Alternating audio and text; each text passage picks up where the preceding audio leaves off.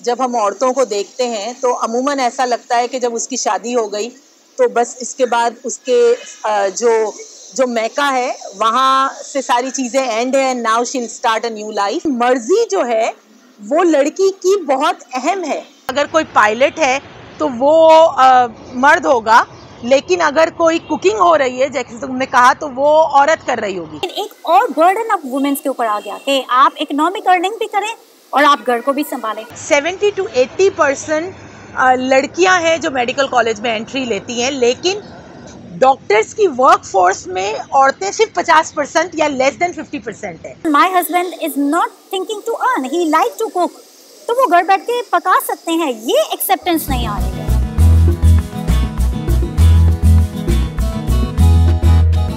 मैं ज़हरा सादिक इतरब बराए करीमाबाद की जानिब से वुमेन्स इंटरनेशनल डे के इस टॉक शो में आप सबको खुशामदीद करती हूँ। ख़वातीन के आलमी दिन के मौके पर मैं आप तमाम ख़वातीन, माँओं, बहनों, बेटियों, दोस्तों, साथियों, प्रोफेशनल्स और होम मेकर्स को इस माशरे और दुनिया में आपके शानदार कंट्रीब्यूशन के लिए मुबारकबाद पेश करती हूँ और दिल की गहराइयों से आपका शुक्रिया अदा करती हूँ।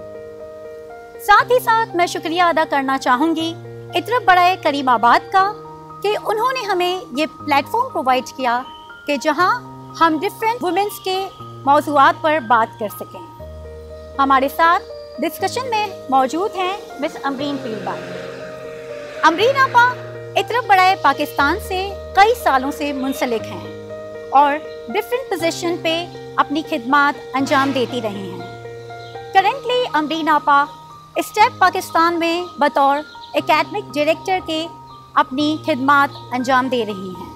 वेलकम अमरीन आपा। Thank you Zahra. इससे पहले कि हम इस टॉक शो का आगाज़ करें, मैं आप नाज़रीन को बताना चाहूँगी कि इस टॉक शो में हम इस्लाम में ख़वातीन के मुकाम पर बात करते हुए माजी में और दौरे हाजिर में कुछ ख़वातीन के एग्जाम्पल्स पर गौर करेंगे। साथ ही साथ हम ये भी देखेंगे कि आज के दौर में ख़वातीन किस तरह का रोल परफॉर्म कर रही हैं और ऐसे कौन से चैलेंजेस हैं जो आज के दौर में ख़वातीन को दरपेश हैं। हम इन चीज़ों पर भी गौर करने की कोशिश करेंगे कि ये चैलेंजेस किस वजूहात की बिना पर पेश आते हैं और उसके ख़वातीन पर और इस सोसाइटी पर क्या इम्पैक्ट्स हैं। इस प्रोग्राम के इख्तिताम तक हम कुछ वेज भी एक्सप्लोर करने की कोशिश करेंगे कि जिनके थ्रू हम इन चैलेंजेस को रिस्पॉन्स कर सकें। तो अमरीन आपा, हम जानते हैं कि पिछली पूरी सदी से आलमी दिन को एक बिलखसूस हैसियत हासिल है और पूरी दुनिया में वुमेन्स डे को एक सेलिब्रेशन के तौर पर देखा जाता है। क्या आप ये बताना चाहेंगी हमारे नाजरीन को कि बतौर खातून आपके लिए इस डे की क्या इम्पोर्टेंस है, ये दिन आपके लिए क्या माने रखता है? Thank you Zahra. I think I am very happy कि आज के दिन हमें ये मौका मिला कि हम औरतों के मसले मसाइल पर, उनके कंट्रीब्यूशन पर बात कर सकें और हम इस पर बात कर सकें कि हम किस तरीके से जेंडर इंक्लूसिव सोसाइटी जो है वो बना सकते हैं। तो जहाँ तक 8 मार्च का ताल्लुक़ है, मेरे हिसाब से बीइंग अ मुस्लिम हमारी तमाम इंस्पिरेशंस जो हैं वो कुरान और सुन्ना और इमामों के जो गाइडेंस है वहाँ से हम लेते हैं। तो कुरान की एक आयत मुझे बड़ी टच करती है जो कि सूरह निसा की पहली आयत है, जिसमें अल्लाह ताला जो है वो इस बात का जिक्र फरमाते हैं कि मैंने तमाम लोगों को एक सिंगल सोल से पैदा किया। और बारहा कुरान में जो है वो इस बात का तस्करा मिलता है कि अल्लाह के नज़दीक सबसे मोतबर वो है जो ज़्यादा तकवा और परहेज़गार है। तो अल्लाह ताला के नज़दीक जो इक्वालिटी का जो तस्वुर है वो आपके किरदार पर बेस करता है, लेकिन जब हम सोसाइटी में देखते हैं तो हमें इक्वालिटी और इनइक्वालिटी के बहुत सारे पैमाने नज़र आते हैं। फिर चाहे वो पावर डायनामिक्स हो, फिर चाहे वो तालीम के कॉन्टेक्स्ट में हो, फिर वो चाहे कुछ ख़ानदानों के कॉन्सेप्ट में हो, लेकिन एक एक ऐसा इनइक्वालिटी का जेस्चर जो कि हमारी आधी पॉपुलेशन, वर्ल्ड पॉपुलेशन को मुतासिर करता है, वो जेंडर से रिलेटेड है। और चूंकि थ्रू आउट हमारी हिस्ट्री के अंदर अगर हम देखें तो हमें मर्द और औरत कुछ स्पेसिफिक किरदार में नज़र आते हैं। सोसाइटी उन्हीं किरदार को, उन्हीं चीज़ों को प्रमोट करती है और उसमें बहुत कम चेंजेस जो है वो हम देख पाते हैं। अगर हम बात करें, और अक्सर जब हम लोगों से पूछते हैं कि जब हम अपनी हिस्ट्री पर नज़र डालते हैं तो औरतें कहाँ हैं, राइट, तो हमें बहुत कम औरतों के बारे में हमारी तारीख में मिलता है। लेकिन ज़हरा, ये सिर्फ औरतों के साथ नहीं है, हिस्ट्री में आम लोग भी कहाँ हैं। तो हमें ये समझना होगा कि हिस्ट्री जिसने लिखी है या लिखवाई है वो अमूमन पॉलिटिक्स, रिलीजन, पावर, इन तमाम चीज़ों के साथ एसोसिएटेड रही है। हिस्ट्री में हम हमेशा पिक एंड चूज करते हैं, तो जिस तरह बहुत कम लिमिटेड औरतें हमें माजी में नज़र आती हैं, बिल्कुल इसी तरह आम लोग, जो आम मर्द हजरात भी बहुत कम नज़र आते हैं। लेकिन इसका ये मतलब नहीं है कि हमारे पास औरतें कुछ माजी में करती हुई नहीं हैं। जब अल्लाह ताला ने औरतों को और मर्दों को बहैसियत इंसान इक्वल समझा है, तो इस्लाम में और ख़ास तौर पे शुरुआती टाइम में हमें बहुत सारी ऐसी एग्जाम्पल्स मिलती हैं कि अगर उन एग्जाम्पल्स को हम सिर्फ देखें और उसको इवैल्यूएट करें और उनसे कुछ सीखें, तो आज जो जेंडर इनइक्वालिटीज़ के तस्वुरात हमारे माशरे में पाए जाते हैं उसको हम बहुत अच्छे से ओवरकम कर सकते हैं। तो let's talk about few examples जो कि बहुत पावरफुल है।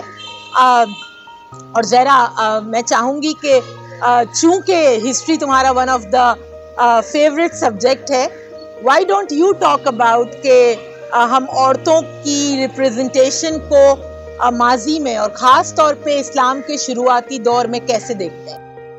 थैंक यू आपा। मुझे लगता है कि जिस चीज़ पे आपने बात की कि पास्ट से ऐसा होता हुआ नज़र आता है, तो शायद मैं इस पर डिसएग्री करूँगी कि शायद पास्ट में ऐसा कि जेंडर इक्वालिटी नहीं थी, कहीं कहीं नहीं नज़र आता है। जैसे आपने कहा कि कुछ औरतें बहुत पावरफुल थी, और अगर हम अर्लीस्ट हिस्ट्री की बात करते हैं तो हम देखते हैं कि बीबी खदीजा रज़ी अल्लाह ताला अन्हा का जो पावरफुल रोल रहा है सोसाइटी के अंदर, वो एग्जैक्टली उस चीज़ को अपोज करता है जो हम आज के वुमेन इनइक्वालिटी की बात करते हैं। जब बीबी खदीजा उस माशरे में, जिस माशरे को हम कहते हैं कि ऐसा माशरा था जहाँ पे इनइक्वालिटीज़ थी सोसाइटी में, जहाँ पे औरत को वो मुकाम नहीं दिया जा रहा था तो जो देना चाहिए था, तो हमें एक चीज़ का आइडिया है कि वो प्रॉफिट सल्लल्लाहु अलैहि वसल्लम को किस तरह से सपोर्ट कर रही है, जो कि हम आजकल भी देखते हैं कि कंपेनियनशिप में या फ्रेंडशिप में हम एक दूसरे को केयर करते हैं, सपोर्ट करते हैं। लेकिन अगर बीबी खदीजा की पर्सनैलिटी को इस एलिमेंट से हटा के एज ए पर्सन देखा जाए, एज एन इंडिविजुअल देखा जाए, और तो हमें नज़र आता है, हमें अंदाज़ा होगा क्लियरली कि हुज़ूर सल्लल्लाहु अलैहि वसल्लम से शादी से पहले भी वो एक बहुत ही इंडिपेंडेंट, पावरफुल बिजनेस वुमेन थी, और उनका ताल्लुक हमें सबको पता है कि तिजारत के पेशे से मुंसलिक थी, मर्चेंट थी। और उस टाइम पीरियड पे मर्चेंट एक प्रेस्टिजियस प्रोफेशन समझा जाता था। तो look at the level of like women involvement in that society. वो हमें क्लियरली इंडिकेट करता है कि वुमेन्स जो है वो एक पावरफुल रोल प्ले कर रही थी। लेकिन फिर सवाल ये पैदा होता है, जैसे आपने बात की कि सारी वुमेन ऐसा कर रही थी, तो नजर आते हैं कि नहीं, कहीं कुछ प्रॉब्लम है। तो किस तरह की वुमेन ये करने के एबल हो रही थी, कैसी, वो कौन औरतें थी जिनको ये अपॉर्चुनिटी प्रोवाइड हो रही थी। तो हमने ये भी बचपन से पढ़ा है कि हज़रत बीबी खदीजा जो है वो एक मालदार खातून थी। जब वो मालदार खातून थी तो हमें पता चलता है कि फाइनेंशियल स्टेबिलिटी कितना बिग रोल प्ले करती है एक औरत को पावरफुल होने के लिए, या एक औरत को सोसाइटी में अपना रोल प्ले करने के लिए। तो इसकी मिसाल हमें नजर आती है कि जब इस्लाम का पैगाम उस पर्टिकुलर माशरे के लिए आया, और जो आज भी अप्लाई होता है, हम सब जानते हैं, तो औरत को उसकी पोजीशन को हाई करने के लिए उन औरतों की जो कैपेबल नहीं थी उस पर्टिकुलर टाइम पे इकोनॉमिकली, आई वुड से, उनको पावर देने के लिए इनहेरिटेंस का लॉ साथ लाया, जिसमें औरत को इकोनॉमिकली कुछ फैसिलिटेट किया जाएगा कि जिसके थ्रू वो मुआशरे में वो रोल परफॉर्म कर सके जो लिमिट करता है। बिल्कुल ज़हरा, आई थिंक कि जब हम औरतों को देखते हैं तो अमूमन ऐसा लगता है कि जब उसकी शादी हो गई तो बस इसके बाद उसके जो मैका है वहाँ से सारी चीज़ें एंड है, now she will start a new life. लेकिन जो इस्लाम औरतों को माँ बाप की जो विरासत है उसमें हिस्सा देता है, ताकि अगर कुछ है माँ बाप के पास तो वो सिर्फ बेटों तक ना जाए, बल्कि वो फाइनेंशियल इंडिपेंडेंस जो है वो उनकी बेटियों को भी नसीब हो। तो आई थिंक ये उस टाइम पे एक बहुत बड़ी जो है वो तब्दीली थी। एंड आई टोटली अग्री कि जब हम बीबी खदीजा की बात करते हैं तो जहाँ पर एक प्रोफेशन की तुमने जिक्र किया, एक और चीज़ जो बीबी खदीजा की जब हम देखते हैं जो मुझे बड़ा फैसिनेट करता है, एक 25 साल के नौजवान को खुद शादी का प्रपोजल भिजवाना और अपनी पसंद के मुताबिक शादी करने का जो कॉन्सेप्ट है, ये आज भी हमारे माशरे में टैबू है। मतलब आज भी जब हम सोचते हैं कि शादी, तो हमें लगता है कि भाई लड़का बड़ा होगा और लड़की छोटी होगी, लेकिन इवन कबल एज इस्लाम हमें ऐसे रोल मिलते हैं जो बड़े ही अनकन्वेंशनल है कि जहाँ पर औरत अपना लाइफ पार्टनर चूज कर सकती है। इसीलिए अगर आप देखें कि इस्लाम में बेशक कि जब हम निकाह की बात करते हैं तो उसमें वली का होना गवाह के तौर पे एक बहुत ही इम्पोर्टेंट एलिमेंट है, लेकिन इसका हरगिज ये मतलब नहीं कि माँ बाप डिसाइड करेंगे कि आपको किससे शादी करनी है। शायद ज़रा तुमको याद होगा कि एक मर्तबा हमारे जो आखिरी नबी हैं हज़रत मोहम्मद सल्लल्लाहु अलैहि वसल्लम के पास एक खातून आई और उन्होंने कहा कि मेरे वालिदैन ने मेरी शादी जो है वो बगैर मेरी मर्जी के कर दी है और मैं इस शख्स से शादी नहीं करना चाहती थी। तो प्रॉफिट ने कहा कि तुम चाहो तो तुम इस निकाह को ख़त्म कर सकती हो। ये शो करता है कि वली की मौजूदगी ज़रूरी है, लेकिन मर्जी जो है वो लड़की की बहुत अहम है। आज भी अगर हम देखें तो जो शुरू के मैसेजेस थे या जो शुरू की इंस्पिरेशंस थी वो आज भी कहीं हमारे माशरे में उस तरीके से फॉलो नहीं हो रही। आज भी हमें लगता है कि माँ बाप डिसाइड करेंगे। बेशक हर माँ बाप अपने बच्चों के लिए अच्छा चाहते हैं, लेकिन लड़की की मर्जी बहुत अहम है और वो इसलिए अहम है क्योंकि आगे जाके उस लड़की ने उस पूरे घर को चलाना है। तो उसका उस रिश्ते में खुश होना एक बहुत ही बुनियादी नेसेसिटी है कि वो फैमिली एक अच्छी तरीके से परवान चढ़ सके। तो ये तो हमने बात की एक मेजर प्रोफेशन की जो कि हज़रत बीबी खदीजा के तवस्सुत से थी, लेकिन हमें कुछ और भी ज़हरा माजी में इम्पॉर्टेंट रोल नज़र आता है औरतों का, स्पेशली फातमी टाइम्स पे, स्पेशली ड्यूरिंग अब्बासीड्स टाइम जब मूवमेंट्स चली ट्रांसलेशन की, जब ग्रीक की किताबों को ट्रांसलेट किया जा रहा था, तो उस ट्रांसलेशन मूवमेंट में बहुत सारी जो ट्रांसलेटर्स थी वो खवातीन थी, राइट। इसी तरह जब अब्बासीड्स के टाइम पर हम देखते हैं कि जो तिब का काम हो रहा था उसमें हमें बहुत सारी औरतें नजर आती है, लेकिन फातमी टाइम पे जरा एक विमेन फातमी टाइम पर एक खास लेडी जो है वो बड़ी प्रोमिनेंट रही है पॉलिटिक्स में। थोड़ा उसके बारे में बात करो, क्योंकि पॉलिटिक्स और औरतें अभी भी वर्ल्ड वाइड बहुत कम रिप्रेजेंटेशन है पॉलिटिक्स में औरतों। एग्जैक्टली अमरीन आपा, अगर हम देखते हैं उस टाइम पीरियड में जिस टाइम को हम मुस्लिम वर्ल्ड का सुनहरी पीरियड कहते हैं, तो अब्बासीड्स हो या फातमीड्स हो या उमैयाद ऑफ दैट टाइम, हमें हर एरिया में, हर डायनेस्टी में वुमेन्स का एक मुनासिब रोल नज़र आया है। और जिन फील्ड्स की आपने बात की, एग्जैक्टली उन फील्ड्स के अलावा पॉलिटिक्स में भी हमें नज़र आया है। जैसे फातमीद पीरियड में हम सैयदा सितुल मुल्क की एग्जाम्पल लेते हैं और बहुत कम लोग इनके बारे में जानते हैं, मे बी हिस्ट्री से कम वाकफियत की वजह से, लेकिन फातिमिद पीरियड में उनका बड़ा स्ट्रॉन्ग रोल है। अब हम ज़रूर अपने ऑडियंस को बताना चाहेंगे कि ये कौन थी। ये हमारे इमाम अजीज़ अलैहिस्सलाम की साहिबजादी और इमाम हाकिम बिन अमरुल्लाह अलैहिस्सलाम की स्टेप सिस्टर थी।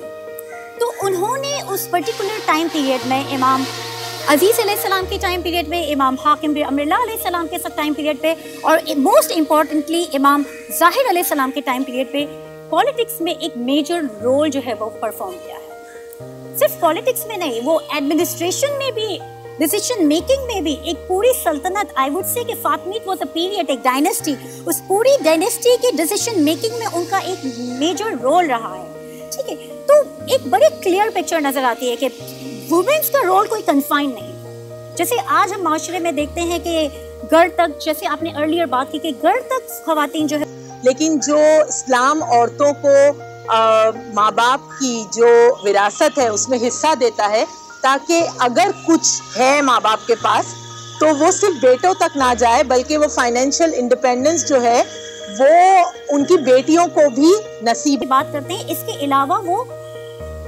फॉरेन अफेयर्स के हवाले से भी बाज़ंताइन और फातिमिद के दरमियान जो है वो ताल्लुकात को इस्तवार करने का काम करती थी।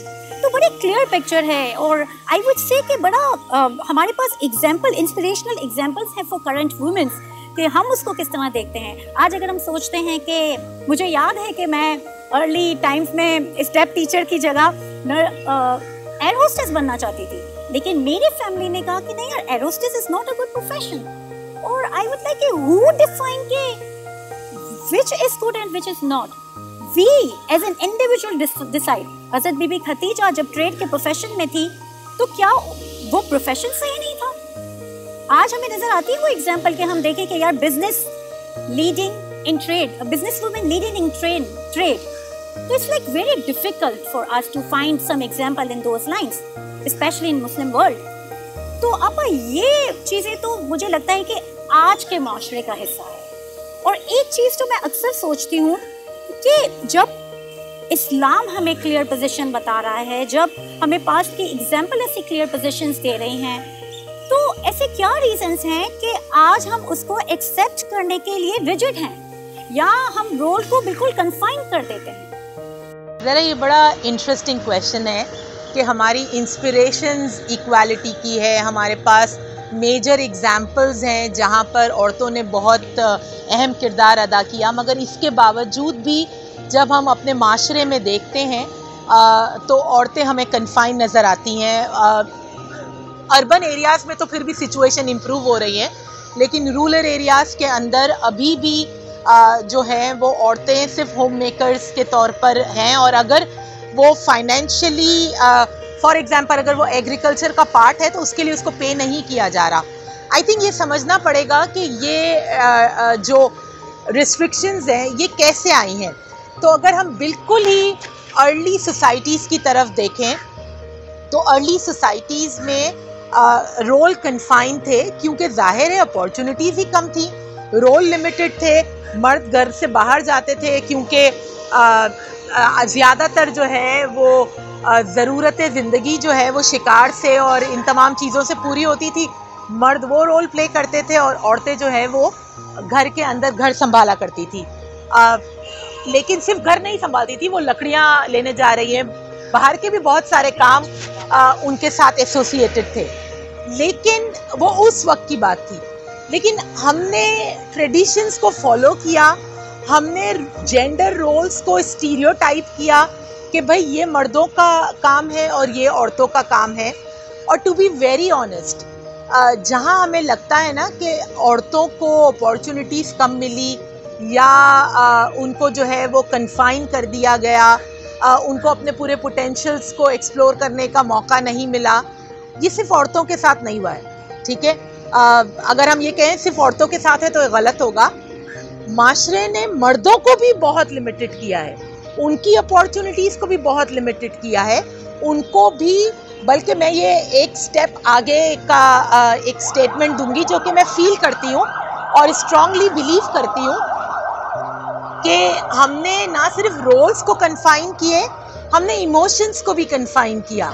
ठीक है, कि अगर आप अगर बच्चा रोता है और वो लड़का है तो हम कहेंगे कि मर्द बनो, लड़के रोते नहीं हैं। ठीक है, तो हमने मर्द बनने के चक्कर में उसको इंसान बनने से हटा दिया कि आप इंसान तो है ही नहीं, क्योंकि आप तो मर्द हैं, तो आप रो नहीं सकते, आप सैड नहीं हो सकते, आप अफसुर्दा नहीं हो सकते। हमने उनको बड़ा रिजिड कर दिया कि भाई ये आपकी बाउंड्रीज है, आप इस तरीके से इम्पैक्ट आपका ये होगा, आप ये काम करेंगे और इस तरीके से बिहेव करेंगे। इसी तरह एक बॉक्स में हमने औरतों को कन्फाइन कर दिया कि ये आपका रोल है और आप इससे बाहर नहीं जा सकते। तो ऐसा नहीं है कि सिर्फ औरतों के साथ हुआ है, मर्दों के साथ भी हमने बड़ा ही कन्फाइन किया है मामलात को। तो जब तुमने पूछा ना कि ये कैसे हुआ, आई थिंक अगर आप जेंडर स्टडीज को की जितनी भी लिटरेचर है उसको अगर आप पढ़ें तो उसके अंदर वो एक बात कहते हैं कि जितनी भी जेंडर इनइक्वालिटीज हैं वो दर हकीकत घरों से शुरू होती है और उसमें एक मेजर रोल माँओं, दादियों और बड़ी बहनों का होता है। तो we are the victims of victims, कि हमें जिस तरीके से बड़ा किया गया, हमें जिन चीज़ों से कन्फाइन किया गया, हमारी जिस तरीके से कंडीशनिंग हुई, हम बिल्कुल वैसी ही कंडीशनिंग अपने बेटियों और अपने बेटों की करते हैं। ठीक है, तो हम मर्दों को इल्ज़ाम नहीं दे सकते कि उन्होंने ऐसा किया है। हमने खुद ने भी बहुत स्ट्रांगली पार्टिसिपेट किया है इनइक्वालिटीज़ को जो है वो इनइक्वालिटीज़ में तब्दील करने के लिए। एग्जैक्टली आपको, मुझे ऐसा लगता है कि सोसाइटी में हमारा रोल, और सिर्फ मैं औरतों का नहीं मर्दों के रोल के भी, जैसे आपने बात की तो बात करूंगी, बड़ा इम्पोर्टेंट रहा है। एग्जाम्पल लेने के, घर के अंदर तक औरत जो है वो खाना पकाएगी, जैसे ही घर के बाहर हम रेस्टोरेंट में गए तो शेफ शुड बी मेल, तो हम खुद इसको, और ये इतना नॉर्म बन जाता है कि ये हमारे खुद के क्रिएशंस हैं, हमारे खुद के कंस्ट्रक्शंस हैं, वो नॉर्म बन के रिलीजियसली फॉलो होने लगते हैं, which is creating a problem. और आप सोचें कि एक बच्चा जो घर के अंदर एक चीज देख रहा है, बाहर आके दूसरी चीज देख रहा है, उसकी ग्रोथ कैसे हो रही है, वो कितना कंफ्यूजन का शिकार होगा। और फिर हम कहते हैं कि हमारे वर्ल्ड में, हमारे मुस्लिम माशरे में तरक्की नहीं हो रही। कैसे हो सकती है तरक्की जब आपकी आधी पॉपुलेशन अपॉर्चुनिटीज को अवेल ही नहीं करने के लिए है, रेडी ही नहीं है, या वो स्टेप उठाते हुए सोचेगी कोई क्या सोचेगा, कोई क्या कहेगा, या इस्लाम क्या कहता है कि पास में खवातीन क्या कहती हैं, या हिस्ट्री क्या कहती है। तो आई थिंक कि ये हमें सिर्फ ओपन करना है इन बुक्स को, हमें इन ओपन करना है इन पास्ट के सफ़ात को, जो हम जिसको हम कहते हैं कि तारीख के पन्ने। तो मुझे लगता है कि उनको खोलना है और देखना है कि एक्चुअल में क्या चल रहा था, और उसको हमने, एज यू सेड कि we are responsible, yes we are responsible, every individual is responsible to creating this kind of norm for the society. Zahra, I would strongly agree. This is very unfortunate. तुमको पता है कि world economic जो forum है वहाँ से हर साल एक जेंडर का इंडेक्स पब्लिश होता है, जिसमें 2020 के अंदर लाइक 153 कंट्रीज़ की रैंकिंग की गई थी, और उसमें पाकिस्तान 151 पर है, विच इज़ सो सैड कि हमारी जो जेंडर इनइक्वालिटीज़ हैं वो इतनी पीक पर है। हम अक्सर जब देखते हैं अर्बन एरियाज़ को तो हमें लगता है कि नहीं यहाँ बहुत मौके हैं, लेकिन अर्बन एरियाज़ हमारा एक बहुत ही छोटे पॉपुलेशन के सेक्टर को जो है वो रिप्रेजेंट करता है।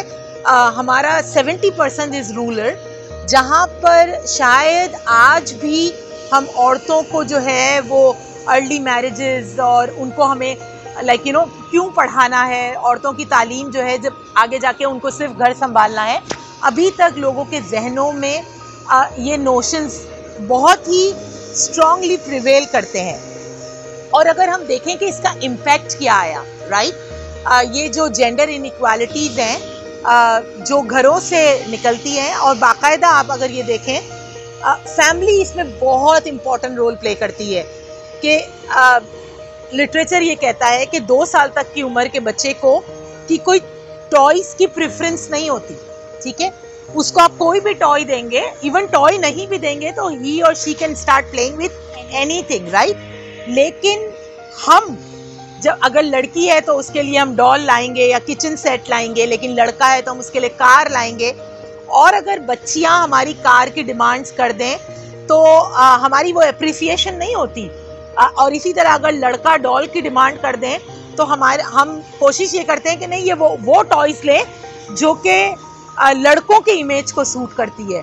तो बहुत ही अर्ली एज से हम उनको इंसान बनाने की तरफ हमारा फोकस नहीं है, लेकिन हमारा फोकस उनको लड़का और लड़की बनाने की तरफ है कि इसको लड़का बनना है और इसको लड़की बनना है।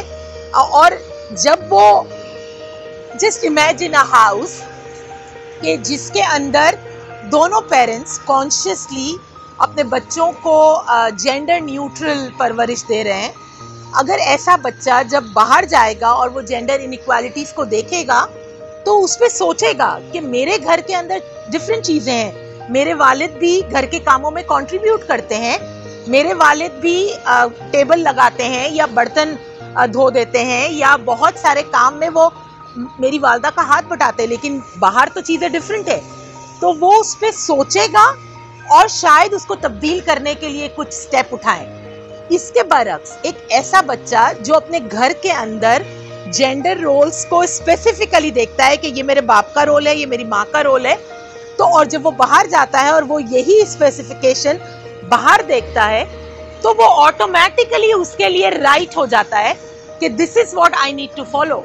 तो वहां पर तब्दीली की कोई गुंजाइश ही बाकी नहीं रहती, क्योंकि आपने उसकी थिंकिंग को अदरवाइज प्रमोट ही नहीं किया कि there is something that we need to change. And the most important thing कि शायद हम दोनों लोगों को एक दूसरे की इज्जत करना, रिस्पेक्ट नहीं सिखाते। और जब हम बच्चों की परवरिश घर के अंदर इतनी जेंडर बायस्ड वे में करते हैं, आई थिंक हमने बड़ा डिफाइन किया हुआ है कि अगर केयर गिविंग का रोल है तो वो लड़कियां करेंगी, अगर इकोनॉमिकल रोल है तो वो मर्द करेंगे, और ये एजुकेटेड फैमिलीज में भी होता है, राइट। तो आप ये देखें कि जहाँ पर हमें एक उम्मीद थी कि एजुकेशन जो है वो चीज़ों को तब्दील करेगा, लेकिन चूंकि हम उस पर कॉन्शियसली काम नहीं कर रहे, इसीलिए आप देखें कि इवन आफ्टर एजुकेशन हम वो रिस्पेक्ट दोनों जेंडर्स को नहीं दे पा रहे। इसलिए हरेसमेंट के केसेस में कोई कमी नहीं है, ठीक है, क्योंकि हम औरतों की इज्जत नहीं करते। वो इज्जत करना कोई माशरा आपको बाद में नहीं सिखाएगा, ये घर की जिम्मेदारी है। तो इसी तरह जो केयरिंग का या नर्चरिंग का रोल है वो हर एक का वो इंसान का काम है, ठीक है, वो औरत का काम नहीं है। तो जब बेटा घर के अंदर आता है और हम बहन से कहते हैं कि भाई को पानी पिलाओ, विच इज़ वेरी गुड, ठीक है, कि कोई घर में आया है तो कोई घर में जो है वो उसको पानी पिलाए। लेकिन जब यही बेटी बाहर जाती है और भाई घर में है तो यही सेम डायलॉग भाई के लिए भी हो कि बहन आई है तो उसको पानी पिलाओ। तो देन दे विल अंडरस्टैंड कि भाई ये दोनों को करना है, हम दोनों को एक दूसरे की केयर करनी है। Caring is not limited to female gender only.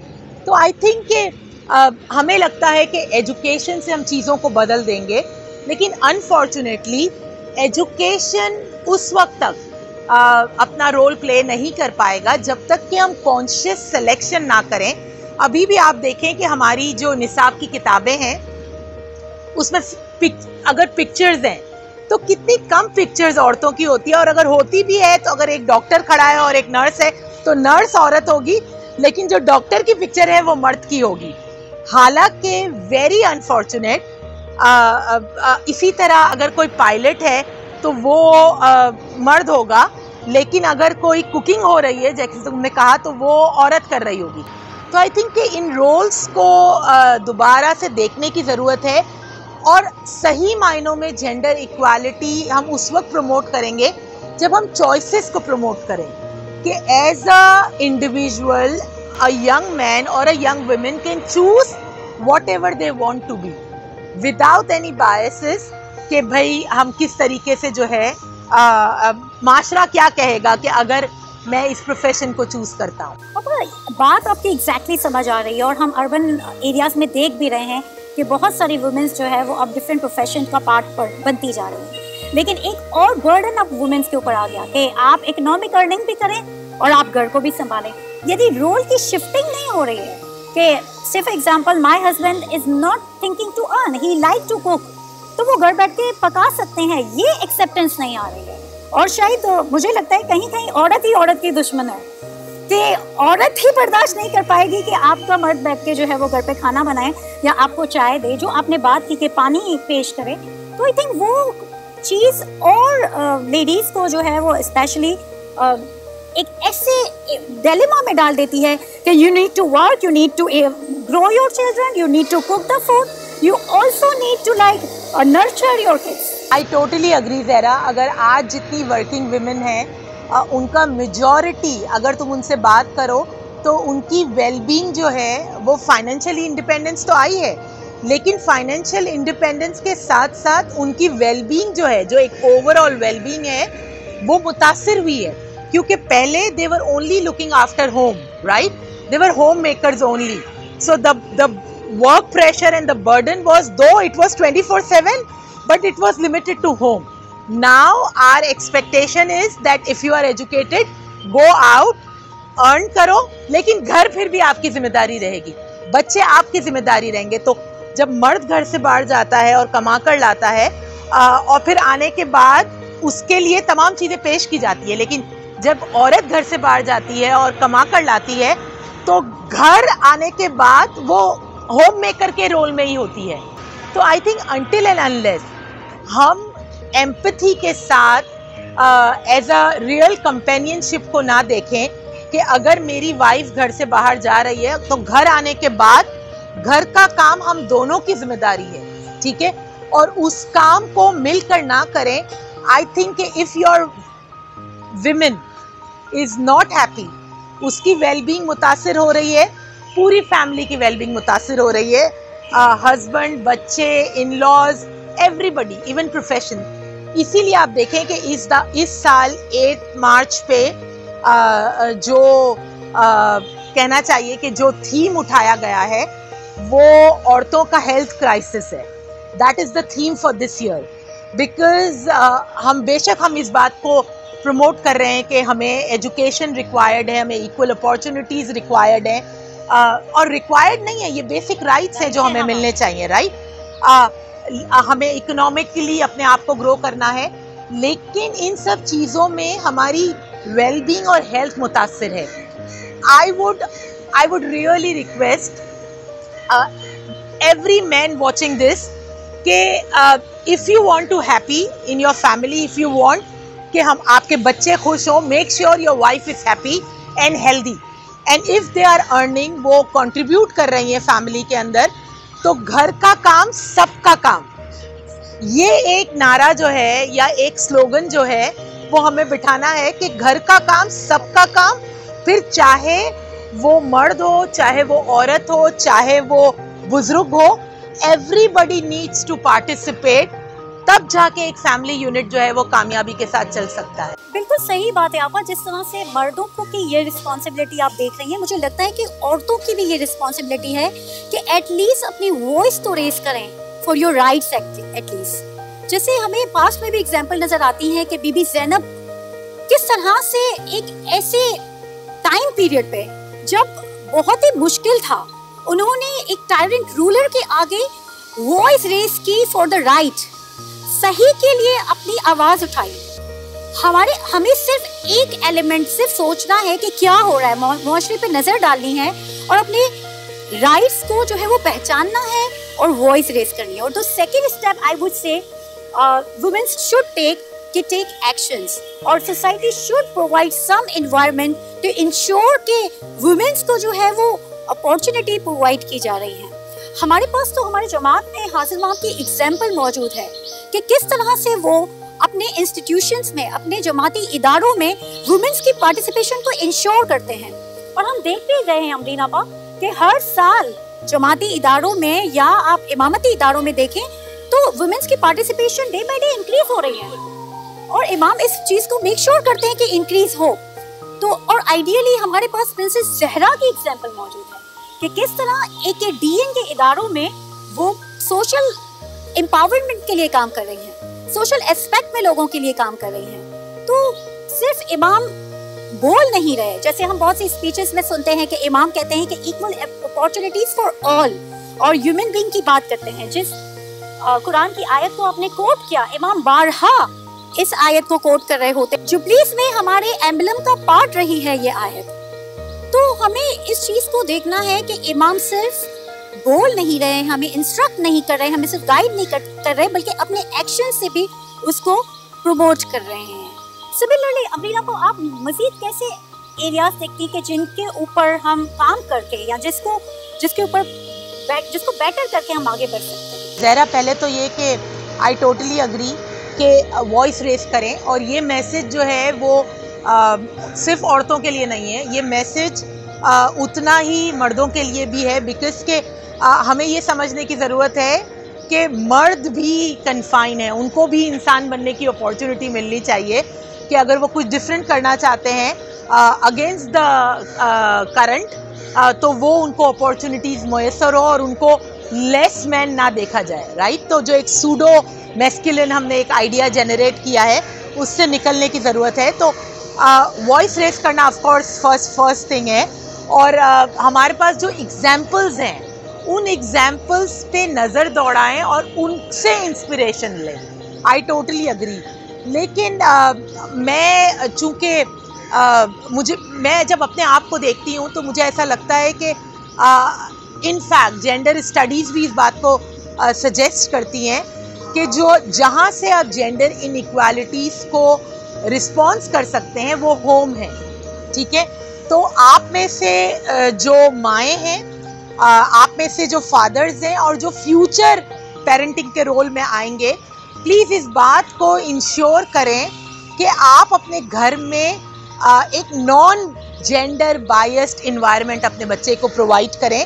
अपने बच्चे को अगर आप अपने जहन को इससे पाक कर देंगे ना कि ये लड़का है और ये लड़की है, और आप उसको इंसान के तौर पे अगर देखना शुरू करें, और फिर वो जिन चीज़ों में करना चाहते हैं उनके रोल्स को कन्फाइन ना करें। अगर लड़का है तो वो भी किचन में अपनी माँ को हेल्प करे, अगर लड़का है तो वो बर्तन धोने में अपनी माँ को हेल्प करे या कपड़े धोने में हेल्प करे, फादर है वो घर के कामों में हेल्प करे, मदर्स इकोनॉमिकल डिसीजंस में। So what ever happening around you, make sure everybody is taking part without gender stereotype boundaries, right. ये बहुत इम्पॉर्टेंट है कि हम अपने बच्चों के साथ करें।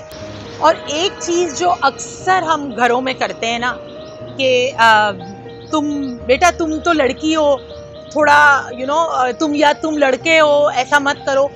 ये जो लड़का हो और लड़की हो, अगर हम अपने बच्चों को ये बोलना बंद करें, इनफैक्ट कभी कभार मुझे बड़ा दुख होता है, और ज़रा तुमने भी इस बात को नोटिस किया होगा कि अगर कोई लड़की जो है वो अपने माँ बाप का सहारा बन जाए तो माँ बाप बड़े फ़ख्र से ये कहते हैं कि मेरी बेटी ने तो बेटा बन के दिखाया है, विच इज़ वेरी अनफॉर्चुनेट, ठीक है। यानी हमारे जहन में ये है कि माँ बाप का सहारा तो बेटे ने ही बनना है, ठीक है, जबकि वो उतने ही माँ बाप उस बेटी के भी हैं। और सिर्फ ऐसा नहीं है कि माँ बाप कहते हैं कि मेरी बेटी ने जो है वो बेटा बन के दिखाया है, बल्कि अनकॉन्शियसली ऐसी बेटियां भी कहती हैं कि मैं तो अपने माँ बाप के लिए बेटी नहीं बल्कि बेटा हूँ।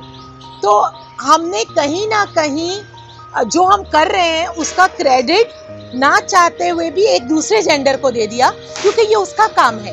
हालांकि माँ बाप सबकी जिम्मेदारी है, सारे बच्चों की जिम्मेदारी है, चाहे वो बेटी हो चाहे वो बेटा हो। और अगर कोई बेटी माँ बाप की जिम्मेदारी उठाती है तो वो इस फख्र से उठाए कि मैं बेटी हूँ और मैंने अपने माँ बाप की जिम्मेदारी उठाई है।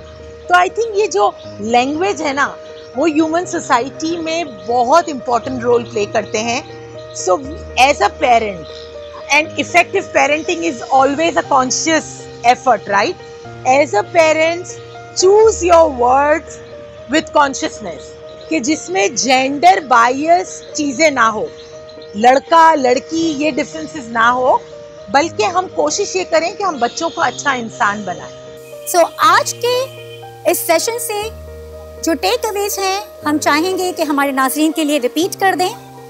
The first one is to break the stereotype जो इस वक्त हमने अपने मुआशरे में क्रिएट किए हुए हैं और उसको एक नॉर्म का पार्ट बनाया हुआ है। The second one is to take responsibility of this change, और वो तभी मुमकिन है कि जब हम अपनी वॉइस को रेस करेंगे और एक्शन में भी उस एलिमेंट्स को लाएंगे। And be part of this action, be part of this change.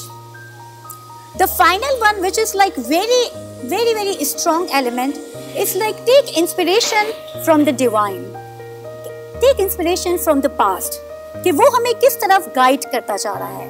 और ये सब इसलिए ज़रूरी है ताकि हम एक इंक्लूसिव, प्रोग्रेसिव और एक ऐसी हेल्दी सोसाइटी की बुनियाद डाल सकें जो ना सिर्फ इस वक्त ज़रूरी है बल्कि हमारी आने वाली नस्लों के लिए भी बहुत ज़रूरी है।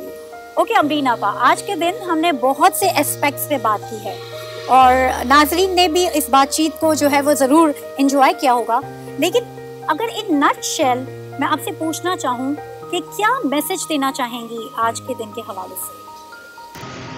ज़रा मैसेजेस तो बहुत सारे हैं, लेकिन अगर वाकई हम चाहते हैं कि हम एक जेंडर नॉन बायस्ड वर्ल्ड की तरफ देखते हैं तो हमें ये समझना होगा कि कुछ ऐसे प्रोफेशंस हैं जहाँ पर हमें विमेन रिप्रेजेंटेशन की बहुत सख्त ज़रूरत है।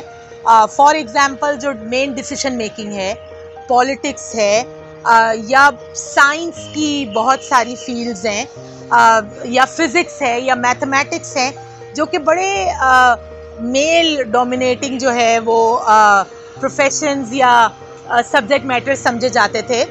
वहाँ पर विमेन की रिप्रेजेंटेशन की बहुत ज़रूरत है। इसी तरह कुछ ऐसे प्रोफेशंस हैं जो कि बड़े फीमेल ओरिएंटेड समझे जाते हैं, जैसे कि नर्सिंग है, दो कि अब हम देखते हैं कि मेल नर्सेज वगैरह भी हमारे पास आ रहे हैं, लेकिन वो बहुत कम लिमिटेड तादाद है। आई थिंक जो प्रोफेशंस ऐसे हैं जिसमें बहुत ज़्यादा डिस्क्रिमिनेशन है, उन प्रोफेशंस को हमें प्रमोट करने की ज़रूरत है। हमें घरों के अंदर लेस जेंडर बायस्ड अप्रोच को प्रमोट करने की ज़रूरत है। हमें इक्वल अपॉर्चुनिटीज़ प्रोवाइड करने की ज़रूरत है।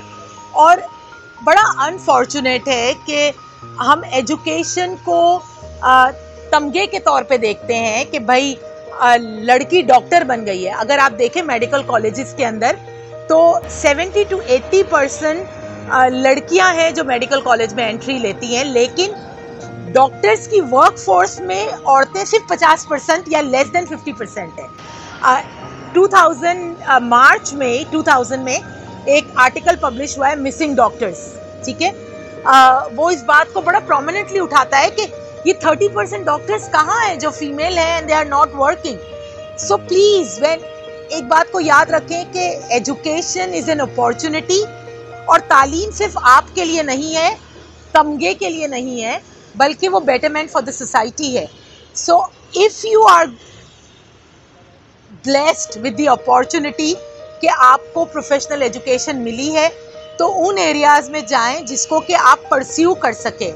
बीइंग अ मदर, आप चूज़ कर सकती हैं कि आप सबैटिकल पे जाएं, बट इफ़ यू चूज़ कि आप होम मेकर रहेंगी, then try to go for those things जो आपके उस एजेंडा को प्रमोट करें, और उन सीट्स को किसी और के लिए छोड़ दें, बिकॉज के education is a luxury, right? So choose wisely, another message. But एक चीज़ जो मैं अपने तमाम भाइयों से और औरतों से कहना चाहूँगी, एक स्टोरी के साथ कंक्लूड करूँगी कि जब एक हाथी के बच्चे को सर्कस में ट्रेनिंग के लिए लाया जाता है, तो उसकी इनिशियल जो ट्रेनिंग होती है उसमें सिर्फ और सिर्फ उसको लाकर और उसके पैर में जंजीर बांध दी जाती है। वो बच्चा उस जंजीर को तोड़ने की कोशिश करता है और अक्सर अपना पैर जख्मी कर लेता है, ठीक है। और फिर बड़ा होने लगता है, लेकिन उसने अपने दिमाग में ये बिठा ली होती है कि ये वो जंजीर है जिसे मैं तोड़ नहीं सकता। और फिर वो बाकायदा फुल ग्रोन अडल्ट हाथी बन जाता है और फिर सर्कस में तमाशे पेश करता है। उसके बाद मामूली सी रस्सी बांधकर उसको सर्कस में तमाशे के लिए लाया जाता है। लेकिन उसने अपने दिमाग में एक डर बिठा लिया है कि मैं इस जंजीर को तोड़ नहीं सकता, इसलिए वो कोशिश ही नहीं करता। तो ये जो जेंडर बायसेस हैं, ये वो जंजीर है जो हमारी सोसाइटीज ने, हमारे कल्चर ने सदियों से हमारे दिमागों में बांध रखी है। कहीं ऐसा ना हो कि हम इस बात को सोच लें कि इसे मैं तोड़ नहीं सकता, क्योंकि आज हम जिस दुनिया के अंदर है, हमारी हर छोटी